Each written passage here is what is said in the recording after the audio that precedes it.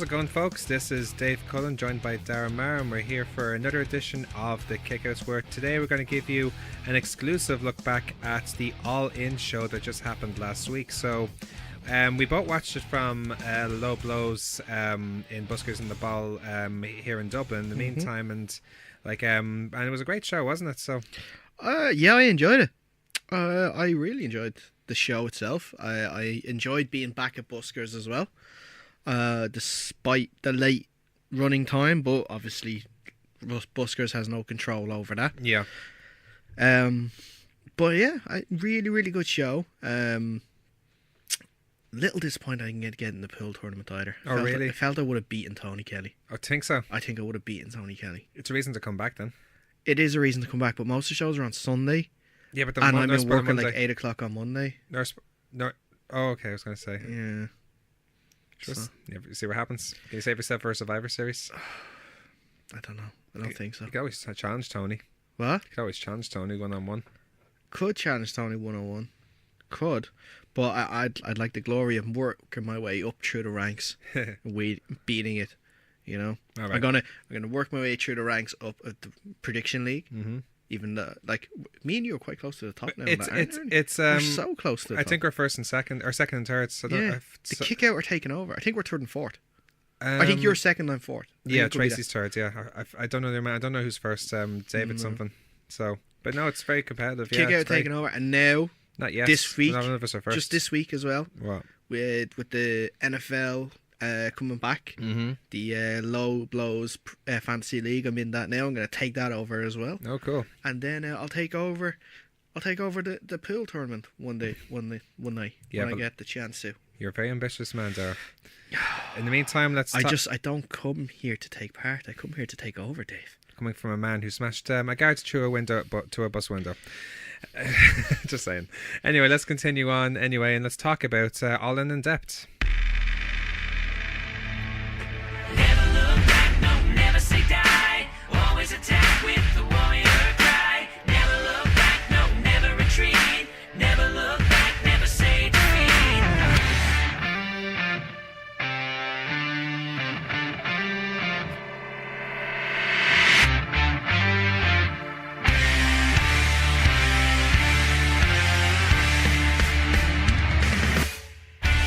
Of course, we don't have to mention where that song comes from. That's Dylan Spears' version of Michael Lee Hassel's Being the Elite song, which we've heard many, unless you haven't heard Being the Elite YouTube series, it's almost been in every single episode probably at this stage. So that wasn't the theme song, but for me that's just a catchy song going into it. Like, it seemed like every time even though All In had its own song as well, this was like one of the songs to, like, almost an appropriate theme song for the show itself as well, you know what I mean?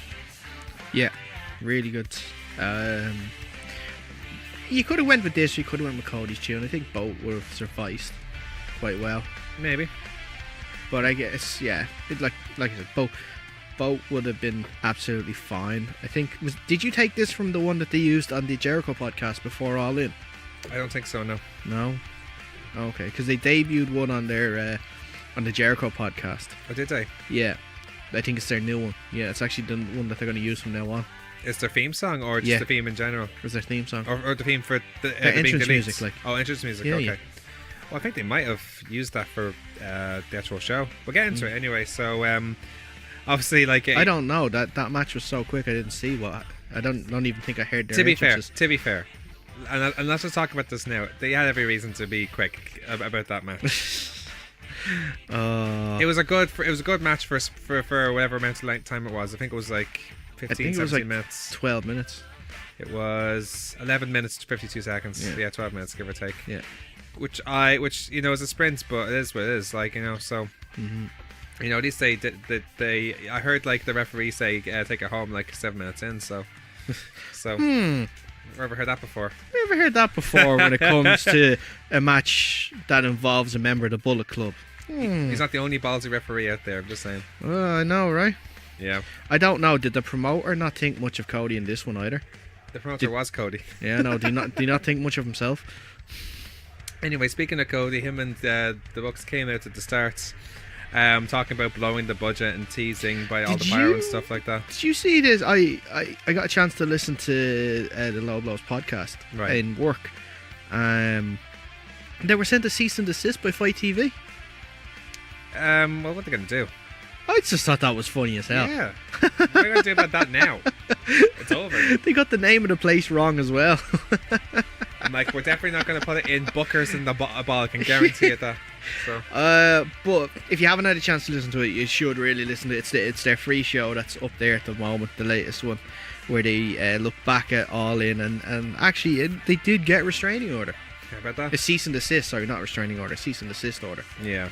Which they obviously did not abide by, but Simply because they got the guys they got the who place charged got wrong, the place and wrong, a so Facebook message doesn't suffice a cease and desist. it shouldn't but- anyway. Yeah, we won't give away the story. Listen to Rick describe about it as well.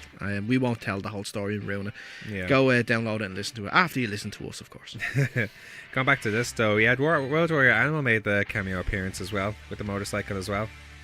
I That got a nice missed pop. the start.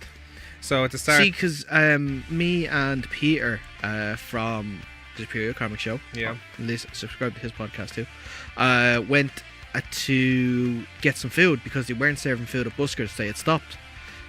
So we missed the very start of the show. We missed the first match as well with Matt Cross and MJF too.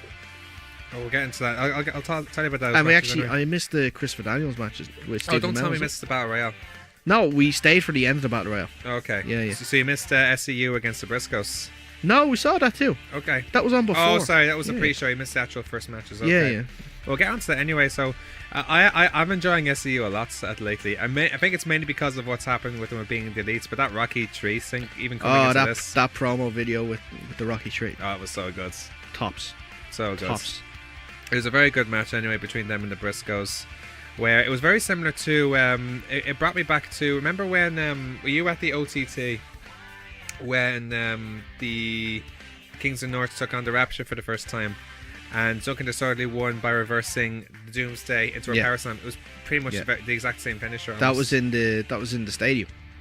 Yes. Yeah, it was in the stadium. Yeah. And Zach Gibson for like 10 seconds thought he was a tag champion. It was very funny. So it was a good win. It was great, and there was a right call for them to win off. I loves the Battle Royale so much. Battle Royale was great. It was It awesome. was great. From the very start when Chico, or who we thought was Chico, going through the table Yep. by Bully Ray. But there's so many good highlights. Like I didn't know Austin Gunn. I thought Austin Gunn was just like a wrestler. I didn't know he was actually Billy Gunn's son. Yeah, I didn't. Was that who it was? It was actually Halfway, Billy like Gunn's son. towards the end of the match, I just saw like two people in gear, in like, you know, Billy Gunn gear. Obviously, one of them being Billy Gunn. I didn't know that was his son with him. I heard afterwards his name was Austin Gunn, but I thought he was only putting on a Mr. Ass tights to get over because Billy Yeah. Gunn was in the match as well, as Yeah. opposed to them actually being related. But there you go. Oh. But now there's so many, so much good happening. The So floor he's balling- the ass boy. yeah. If Billy Gunn's the ass man, is he the ass boy? He's Master Ass, not Mr. Ass, Master Ass. Do you get it? young ass. No, young Master Ass. You never know. He might not be into that, but you never know. I mean, he could be a. Into what? What, Into what? that's. Into what, Dave? Ever heard of TNA before? Yeah. I'll leave it to that. Oh, you want the T instead of the A. I'm just saying he could be like that. Okay. Anyway, there was floor brawling, where Cabana hit like a springboard moonsault, and Yeah. I love where Billy Gunn and Tommy Dreamer were teasing the dives, but I just went, oh no, Yeah. between the ropes. Accidentally. I do fully believe that they probably would have died if they did that. Yeah. Obviously, like, had a bit of everything. Like, he had the best friends. He had Beretta and Chuck Taylor. He had the Hurricane choke slamming, Punishment Martinez, Yeah. and then Brian Cage. He went on a choke slamming tour Pretty much, of yeah. the Sears Center. He did, which was Yeah. class. Tommy Dreamer had a good period as well, where he brought in a lot of weapons and stuff like that. He had I don't know what Jimmy Jacobs was up to with the testicular claw, I think he called it. Yeah, And then he did like a 5 knuckle shuffle, and then and the attire as well. Yeah, and he almost did a pedigree saying "Hi, Hunter" before he got he got his head kicked off by Billy Gunn. That's my friend. Yeah, but then it really got good though when Cage and Jordan Grace got face to face, and she held her own, like, you know, with the powerbomb and everything like that. Jordan Grace was kind of on the edge of the match for most of it, and you always know something big is going to happen with them when that happens. And Jordan was fantastic. Did you have Jordan to win that? No, I had Colt Cabana to win that. Oh, Chicago crowds. yeah. It was down to Cabana, Grace, and Buddy Ray. The choice was so obvious in hindsight. I hate hindsight. I absolutely hate hindsight. It was, wasn't it? Yeah. Because what happened was that you had... And I'm not upset that the choice was so obvious. I'm only upset that the choice was so obvious for Prediction League points. That's why I was upset. Well, you know, I could care less about that if it makes sense to me. Like, you know, like, because we didn't think of it, and sometimes I'm like, well, you know what? I'm not mad that didn't happen. Yeah. So I could care less what I picked about it in that sense. But in this case, like, they had Jordan Grace and Colt Cabana doing the Dudley Boys parody on Bully Ray. Eventually, like, we all thought that Bully Ray won by tossing over Cabana last, but then Chico came back and it was Flip Gordon. Yeah. And won the match there. Chico Gordon. He got booked in the end. Yeah. So it was a huge win. He was all in. Now, you missed the match between Matt Cross and MJF, didn't you? Yeah. Now, that was only a last minute addition to the card. Now, I don't know much about MJF, but I heard he's like one of the biggest up and coming wrestlers now, certainly in maybe the northeast part of the United States, to my understanding. Yeah. Okay. His gimmick is he just thinks he's better than everybody. He goes around looking like a chav. Like, he has like the chav type attire, like, you know. But I bet he doesn't know what a chav is. You will if he goes to England. Yeah, true. Very good match against Matt Cross. Like, back and forth. Both guys worked hard. Christopher Daniels and Stephen Amell. Much better match than I thought it would be, actually. Yeah. Like, Stephen Amell, like, considering his lack of experience, he can go. Like, he was knackered towards the end, but it was still a good match. Jerry Lynn was ref, by the way, which I thought was class. Who? Jerry Lynn. Was he? Did you not notice that? No. Or did you come in? Did you come in I halfway? wasn't there. Oh, so you didn't come. You came in after the women's match, was it? No, I came in just as it was starting. Okay. Yeah, okay. So you missed Daniels and Demel as well. Yeah. Okay. Well, Jerry Lynn was referee for that as well, and you know, I was a brave, and it was really like they had spots to a point where Mel they got an elbow drop off. But elbows, and he went through the table to chant of broken arrow in the crowd. But Jerry Lynn didn't want like a count out win, and he dragged both people back into the ring. He got annoyed at Daniels at that because no, it has to be this way. The crowd was hot all night for that, weren't it was fantastic, yeah. Like, so in the end it was Daniels who won with a backbreaker and then hitting his best moonsault ever. But it was a good match, and they showed respect for each other after. Like, so it was a good smart match, like, you know, because it showed the strengths of Amel. Yeah. Rather than, like, Daniels is very clever in that sense. Like, it was like he booked it almost perfectly in that sense. Yeah. Now, the Fatal 4-Way women's match between Tessa Blanchard, Madison Ray, Chelsea Green, and Brett Baker. Baker came out to Adam Cole's old music.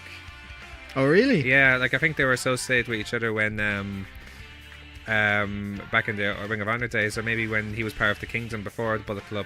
I don't know. I honestly don't know. But and Tilda Blanchard came out. Tessa Blanchard came out with Tully Blanchard, her father, and Magnum TA. Yeah, they kind of did they hugged as soon as she got down the steps. Then she waited at the end of the ramp again, and then they hugged again. I don't know whether and I kind of knew like that was it. She was winning from that special entrance that she was getting to.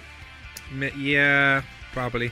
You had Chelsea Green, who has like some sort of split personality gimmick. Yeah, she kind of does does kind of like a, who is it? I should know. AJ Lee? Two-Face. Yeah. Like a Two-Face thing, yeah. Why did I say AJ Lee?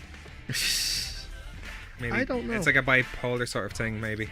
But I don't mean that in the bad. I don't mean intentionally because of her in real life. I mean that because of the way she was as a character. If that makes sense. Yeah. Yeah. It was a very good match. The crowd were really into it as well. Like they all worked very hard, and they kept the crowd going. The layout was very strong.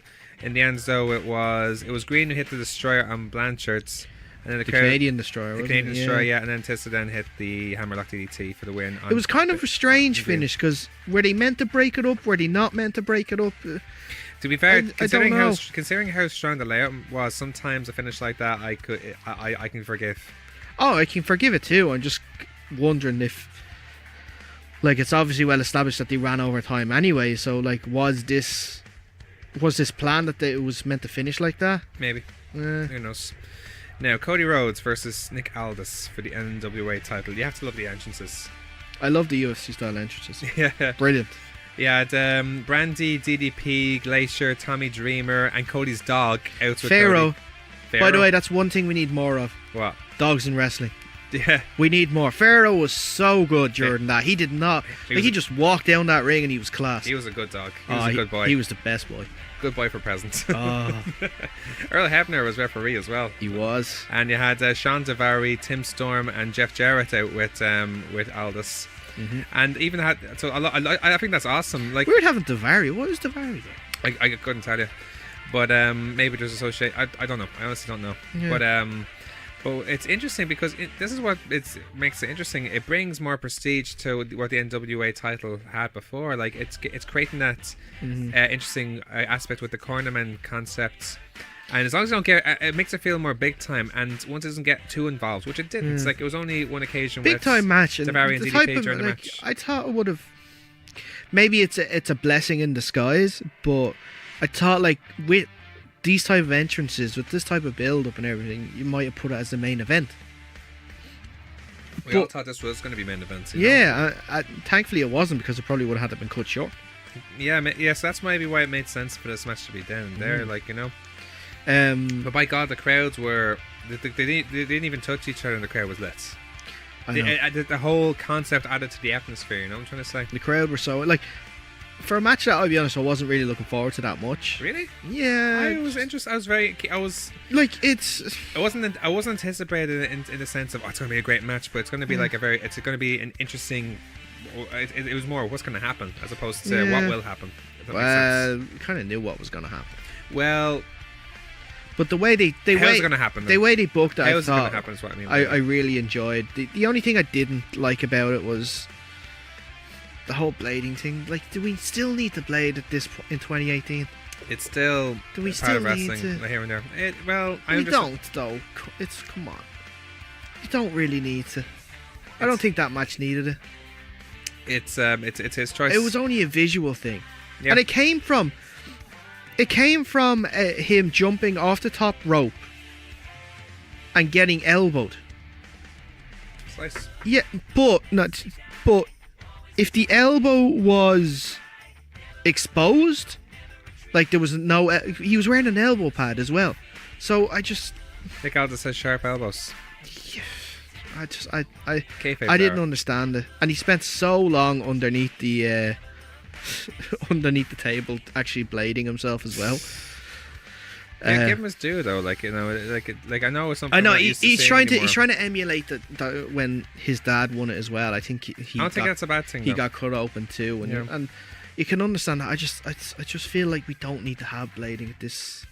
I disagree. Like, it can be part. It's not necessary, but I can't see the issue of still having it. I mean, Just does damage. it's rare nowadays, but it doesn't mean like it was rare back then. It always was It's rare in the main in the like And only the main eventers in the really in have the it. in the mainstream it is. Like, a lot of indie shows, I think it's a lot more prevalent, especially over in America. I still think they have this relationship with blading that has to be done all the time. Well, you're looking at probably from WWE's point of view in the sense where it's probably against their health and safety or whatever their issue is, whereas this is probably like, well, no, we can still do this. This is still part of wrestling. Like, Yeah. and I'm fine with it once they don't overdo it. Like, you know, so like, and if you have a problem with blading, watch death wrestling. Like, you know, or like deathmatch wrestling. Like, you know what I mean? I know, Tournament of Death. Just watch that. Yeah, but no, it was good though. Like, so and that caused like what happened? Savari to get involved and ends up having a situation where DDP used the diamond cutter. DDP came out, yeah, and I popped for that big yeah. time. The match then got to an occasion where Aldis hit a pile driver, and then he went for an elbow drop. Elbow dropped Brandy by. That added to the match as well. Well, after Cody went for 2 Alabama slams. First one he actually dropped Aldis. The first Yeah. one he went for. But yes, the elbow drop on Brandy, Jesus, Yeah. that was class. Yeah. Oh, in the end though, they trade strikes. Corey looked in, but then he back gave out, and then the bulldog set down, very similar to how the British Bulldog beat Bret Hart in SummerSlam '92 for the IC title. So what I loved about this match, it was old school. It was an old school formula, and It was. for an old school title, if that makes sense. Yeah. But it's still certainly for maybe this type of audience is perfect. Like, you know, Yeah. you want to see stuff like that. Even the blading, like, now, even though it's maybe not the most ideal thing to see all the time probably nowadays, but it is what it is, and I enjoyed this match big time. Yeah, it was. I liked the finish. In terms of, like, you thought Cody was going to win it there when he did his crossroads. Then you just get the quick roll up out of nowhere too. Yeah, so it was awesome for me. Now, Hangman Page against Joey Janela. This was actually a really good match. This was actually one of the best matches of the night for me. Like, so. Yeah, and you know the MVP of this match? Penelope Ford. Penelope Ford, 100%. Unbelievable. What did you do again? I was so flustered by what she did. Like, first off, we have to mention. Hangman went for a lariat, Yes. and she basically just bent over, front ways. Did it again. Oh, she did like. And then she did the stunner. Oh yes, I remember that now. Yeah. Yeah. No, there's but there's so much other highlights. There was the Cracker Barrel on The the Cracker floor. Barrel. There's so many good spots. Like there was where they're outside and Paige hit the buckshot lariat on the floor. Paige got the trash bag. As Ford, this is when Ford ran in and she slapped him and then did the black flips counter with the stunner. That was actually pretty awesome. You're right there. But then Paige cuts off with a super kick and Don't forget on the ladder as well. Yeah, but there was What was it? It was like a similar to a Death Valley Driver. Yeah, but then there was the toss. Remember the super kick? It's like and the it was a reverse Death Valley Driver, wasn't it? I'm not sure, but there was the toss power bomb from the stage into one of the tables on the outside, which didn't even break. Yeah, there was Almost two committed tables there. Almost committed a murder there. Yeah. Oh, everyone just had the same thing. We're like, oh no. But then Paige got the trash bag, takes the trash bag, and it was Paige's talking boots. Yeah. And he freaked out, super kicked forwards. Janelle super kicked Paige for 2. Another ladder came in. They got a table set up, and then he sets up the ladder. Then Janella lays Paige on the table, climbs the ladder, and then Paige is up, and he gets the phone, which he kills Joey Ryan and beats the bejesus out of him and hits the right attach to the table for the win. We just talk about Joey Janela trying to run down the stage as well. his running motion is fantastic. What's his face? Who's your man plays for City? There's a few people to play for City. Yeah, your man who has a really particular run where it's like he used to play for Oh, Liverpool. Raheem Sterling. Thank you. Yes. But no, it was very good. And then who came out with his walking dicks? It's the resurrection. The res erection. The res erection. of It was Joey the res erection. of Joey Ryan. Yeah. It's a miracle. Yeah. He oils up, Wrestling tipped then. literally. There was no more to come. Oh Jesus! Oh God! Couldn't have got stiffer. Oh, I gotta stop there. I can't think of anything like that. The atmosphere in the crowd was quite testy when it happened. I think there was crowd chants of rest in penis at one stage as well. Rest in penis. Anyway, Jay Lethal then defended his title against the winner of the Battle Royale, Flip Gordon. But before he walked out, he snapped back into Black Machismo modes, which was brilliant. Is that what he calls himself? Black Yeah, Machismo? well, yeah, like Black Machismo is his gimmick if he's like in the style of Macho Man, if he thinks he's Randy Savage. But Brandy was out with Gordon. Lethal was in the full Black Machismo mode, wearing the Savage jackets, and he had Lenny Paffo with him as well. I think that was more entertaining than when he was Jay Lethal. Yeah, you probably it's no offense to Jay Lethal. He's one of the best wrestlers in the world for me. But this is probably his when he's at his most entertaining. Yeah. Especially when he thinks if Brandy's Elizabeth and he demands when he put her up on the shoulder. Yeah, that was brilliant. WrestleMania. What was that? WrestleMania 4 when he won the title. So, yeah. Symbolic there. But then Flip But did. why did Flip have to turn into Hogan of all That's people? good. It adds to the type of. It's But funny they could have been anyone. Well, why'd it have to be Hogan?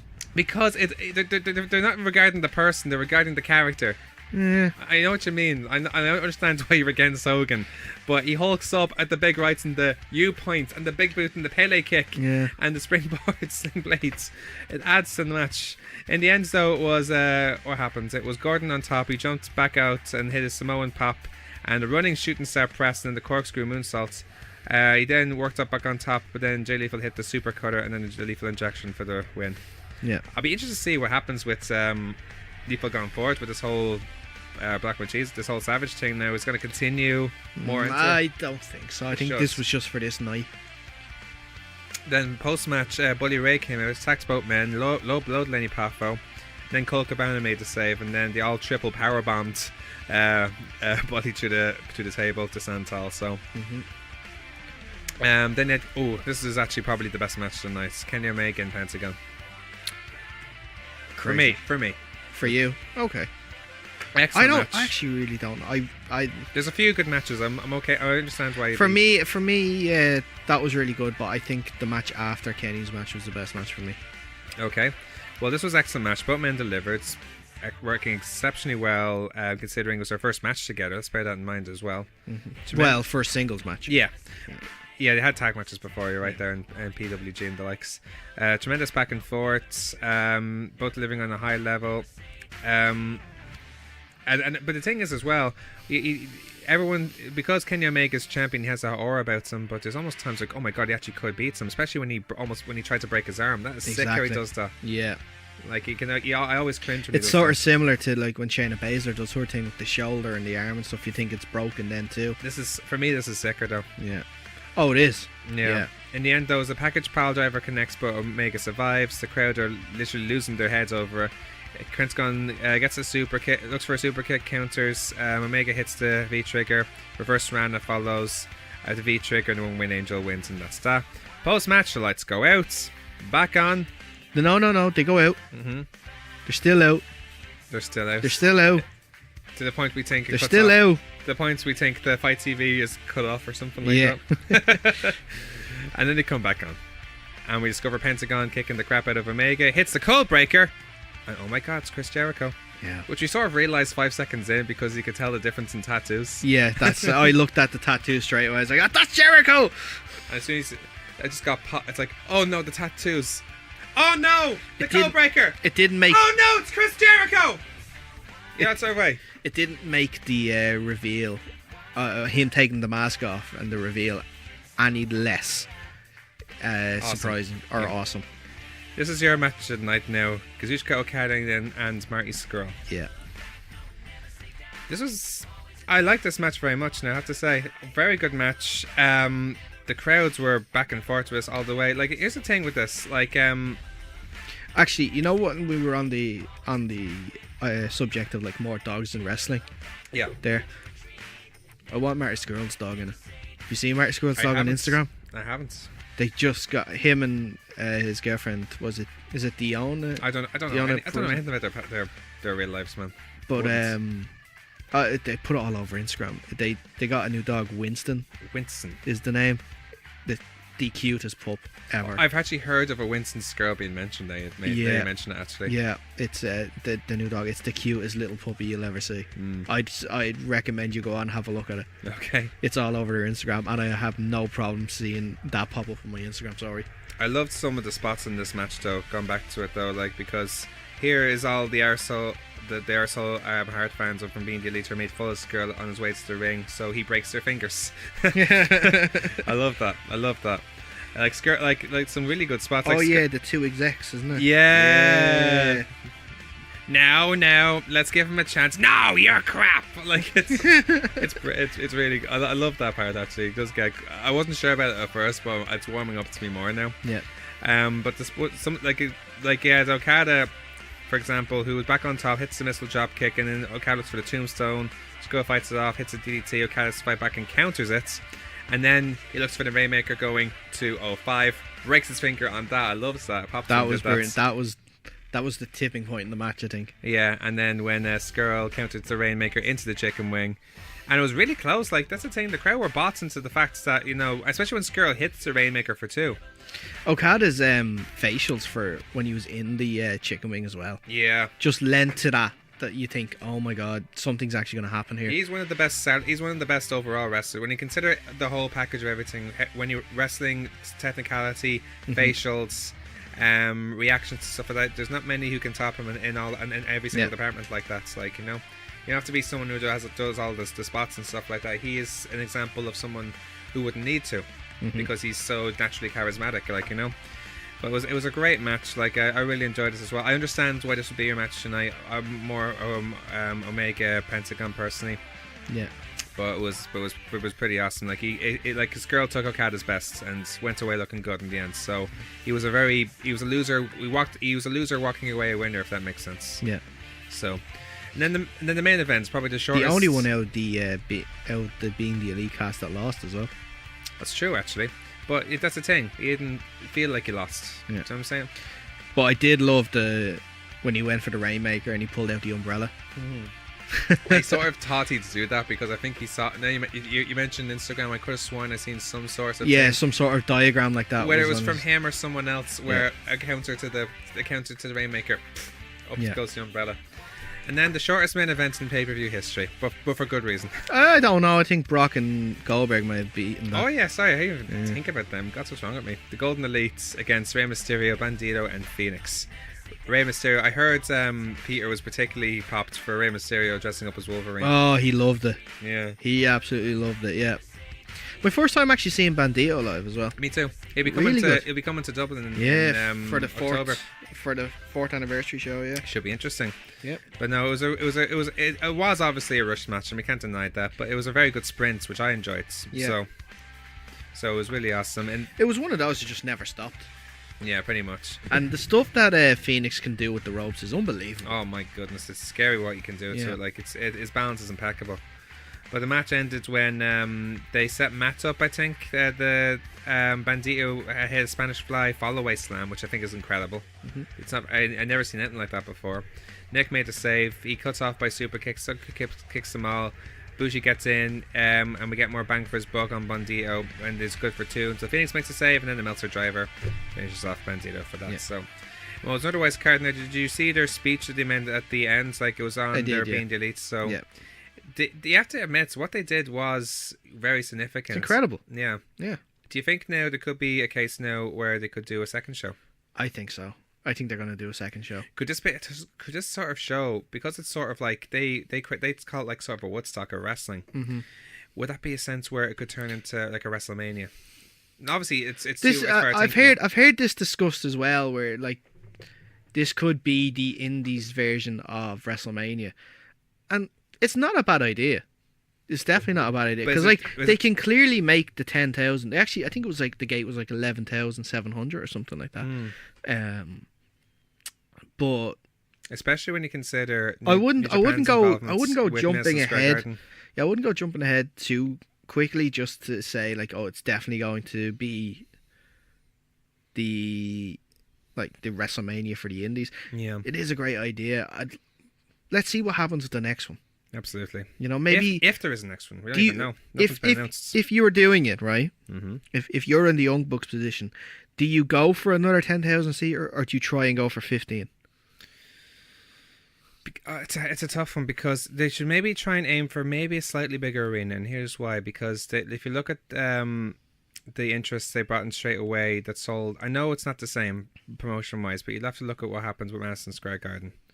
With New Japan and New Ring of Honor. Now I know it's not exact. It's the same product, but actually it technically is to not a complete degree because they had a lot of New Japan stars that were there for All In, like all the guys from being there, but also had Okada. Like I imagine anyone who was available could have easily been in that night, like a Naito, like a Tanahashi, like any of the LIJ guys, even Suzuki or any of those guys. So for me, it's very possible. I don't think you could have put too many of them in. Because it is still the American market, and I don't think that would stop them personally. They're in Ring of Honor often enough, like when they're in America, and they've all sort of dabbled in it a wee bit now. I think all the big New Japan stars have appeared in Ring of Honor to some extent now before. Yeah. Naito's done it, Tanahashi's done it, Okada's done it, obviously Omega's done it, Suzuki's done it recently. It wouldn't surprise me if the likes of Zack Sabre Jr., which I don't think he would do. I think he's more content with like Evolve or whatever, or PWG, and then like maybe Progress in England, and that's that. Yeah. But I don't know, everyone's different, but you never know. Point is like I can't see why they couldn't be more ambitious, and it seems like they would be. It seems like they would be. I mean, and they said themselves, like, you know, sometimes the best bets are double or nothing. He said that in the speech as well, actually, ironically enough. So I'd like to see it anyway, especially on the back of this show. I would love to see. So a lot to look forward to. Anyway, on that note, we're going to say goodbye to you for this part of the show. But make sure to stick around. We'll be having our full show now, which we're going to record now. We'll be putting it up tomorrow. And later on, we'll be putting up our full review for Phoenix Wrestling. Now, as we said, we weren't able to attend the show last week, but we will be covering a full review now that's available on Lobos VOD. And we'll keep him to scratch for that. So until then, I've been Dave Cullen, he's been Darmar. This has been The Kickouts, your weekly pro wrestling guide. Thank you for listening. Stay sound.